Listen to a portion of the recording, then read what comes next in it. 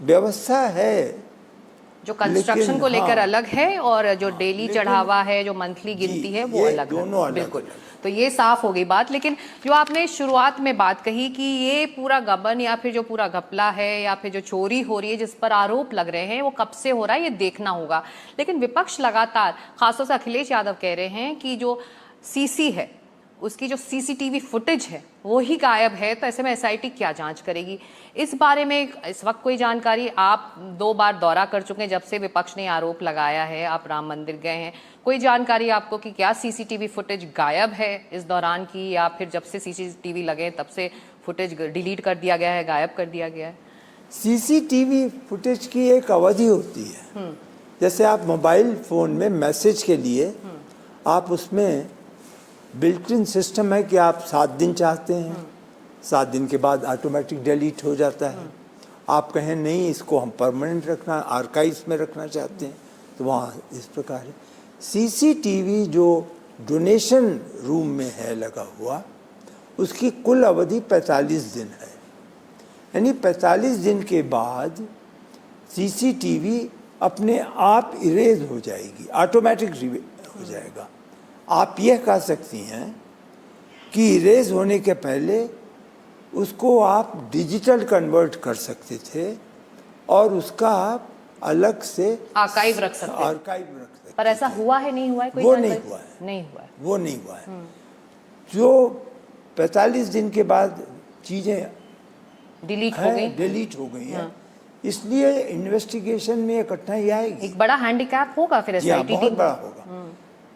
अभी जो 45 दिन की सीसीटीवी देखी गई, जो इन्वेस्टिगेशन एक्सपर्ट तो नहीं लेकिन जो ट्रस्ट के लोग थे उन्होंने देखा, जब घटना की पता लगी तो कुछ उसमें संकेत मिल रहे हैं कि धनराशि का आना जाना बॉक्स में बंडल बना करके जहाँ हिसाब होता है वहाँ की बजाय व्यक्ति विशेष अपने पास रख रहा है, ऐसा संकेत मिल रहा है। तो इसलिए आपका यह कहना कि सीसीटीवी ही इसका एक बहुत बड़ा एविडेंस भी था और चेक भी था, कंट्रोल भी था, तो वो नहीं है।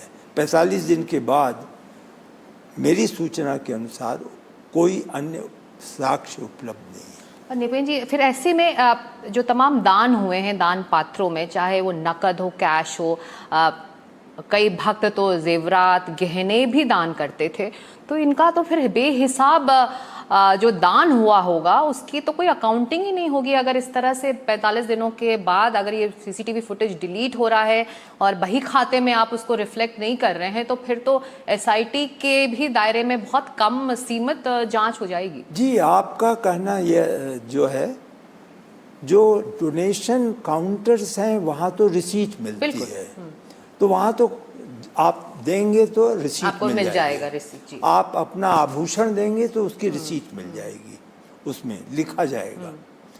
लेकिन ये जो दान पात्र हैं जो कि भगवान के सामने रखे रहते हैं, जिसमें लोग दर्शन करते समय डालते हैं और कुछ लोग भावनाओं में अपनी अंगूठी, कान की बाली वगैरह भी डाल देते हैं जी। वह अवश्य एक ऐसा क्षेत्र है जिसका कि काउंटिंग में सही हिसाब होना चाहिए। अगर काउंटिंग में वो सही नहीं है तो निश्चित रूप से वहाँ पे संदेह पैदा होगा कि ये हुआ है। और फिर तो यह देखना होगा स्टडी करके, शायद मैथमेटिकल इक्वेशन से डेवलप करना होगा कि ट्रेंड क्या रहा। बिल्कुल 6 महीने में ट्रेंड क्या था, रिलेट करना होगा, विजिटर्स कितने आए। फिर आपने जैसे निकाला कि 5 रुपये औसत आता है, तो यह निकाल करके एक ट्रेंड देखना होगा। और जिन माह में एकाएक कमी होती है तो वह कि उससे जांच पता लगेगी कि ये एकाएक कम क्यों हो गया, 4 करोड़ क्यों हो गया, 10 करोड़ क्यों नहीं है, क्या ये सब संख्या से आधारित है। तो यही इन्वेस्टिगेशन का कार्य है। It is a very challenging assignment, there is no doubt about it, and I have no doubt that this would require after the initial inquiry which is being made by SIT At some stage, it will get converted into a regular investigation.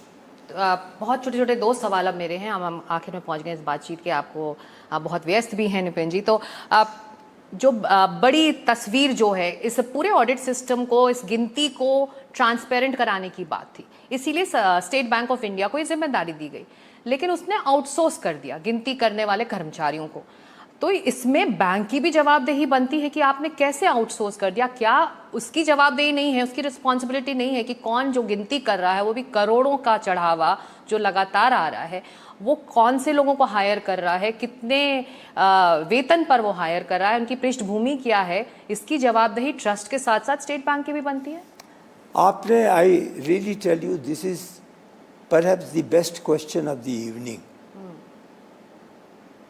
यह बात लोग नहीं समझ रहे हैं कि यह State Bank of India और ट्रस्ट में रेगुलर एग्रीमेंट हुआ है, जिसमें responsibilities of the bank, responsibility of the trust, ये सब लिखा हुआ है। It's a legal document which has been signed. Therefore when you will fix up the responsibility, or the committee will fix the responsibility, they would definitely look into, while the trust people, the senior level, the junior level functionaries, they will look, they would also see what are the functions of the bank, how they were supposed to supervise इसको counting room में, उनके कौन लोग हैं, and higher जी। ये लोग तो बिल्कुल ही एडॉक, बिल्कुल ही एडॉक अपॉइंटमेंट्स हुए हैं।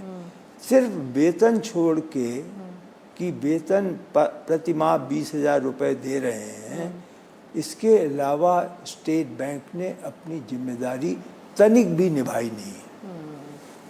ये you are very very correct. Nipin ji, एक आखिरी सवाल, प्रधानमंत्री कार्यालय इस पर करीब से निगाह रख रहा है, आप पीएमओ के संपर्क में रहते हैं, आप कितना गंभीर है इस पूरे मामले को लेकर प्रधानमंत्री कार्यालय और खुद प्रधानमंत्री इस वक्त? सबसे पहले तो मैं कहूँगा कि प्रधानमंत्री जी की चिंता है। चिंता दो प्रकार से होती है। एक तो यह है कि चिंता, कोई चीज़, एक धनराशि गायब हुई है, उसकी चिंता है, श्रद्धालु का पैसा है, उसकी चिंता है।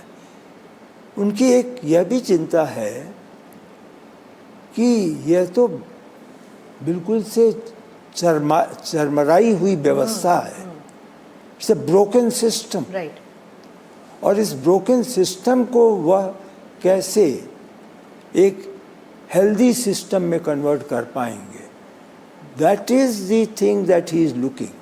जैसा उनका स्वभाव है, let's see the next step, let's see the future. तो उस दृष्टि से मुझे संकेत मिल रहे हैं कि वो ये जानना चाहते हैं कि यह कौन सा सिस्टम अब बनाया जाए कि इस प्रकार के लूप होल्स प्लग हो, क्योंकि donation is one, there may be many many more activities there which are related with the revenue. इसलिए यहाँ प्लग भी कर दें, कहीं और से लीकेज हो जाए। तो लीकेज का असर कहा जा रहा है कि अयोध्या के रियल एस्टेट पर भी पड़ रहा है, तो इसका भी एक नेक्सस हो सकता है। तो ये एक बड़ा सवाल बना हुआ है। हाँ जी, हाँ बिल्कुल।